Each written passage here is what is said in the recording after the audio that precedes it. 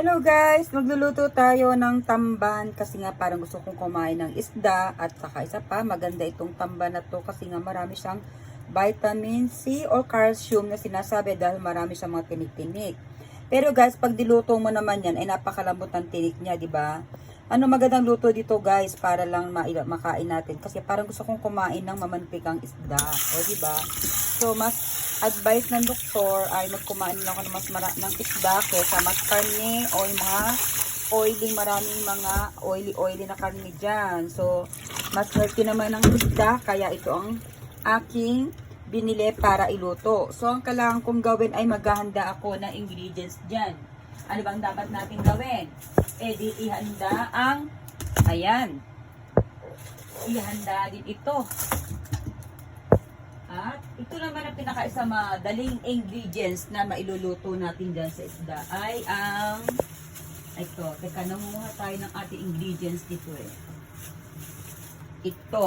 Ay, naku. Pag ito guys ay natikman yung luto nito ay napakasarap.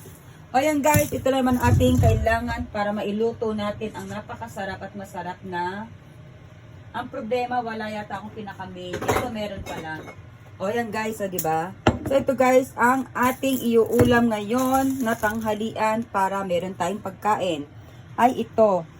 Ano ang masarap na luto dito guys? Anong ingredients yan para dito sa ating isda? O di ba guys? Please comment na kayo para sa ating gagawin. Ano po ang masarap?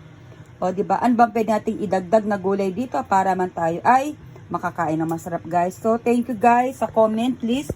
Comment and box lang po kayo dyan para makita natin masagot ang ano ba ang dapat na gawin natin dito sa isda nito. Dahil alam ko isda na to ay napaka daming vitamina dahil nga siya ay mas sabi ng doktor, wag ka masyadong kakain ng karne, maganda gulay, prutas at isda. So medyo laylo muna tayo sa sa isda, sa karne kasi nga mas maganda at ako naman ay mas gusto ko naman itong maraming isda at karne, ay gulay, para nun ay healthy ang ating katawan. O diba guys?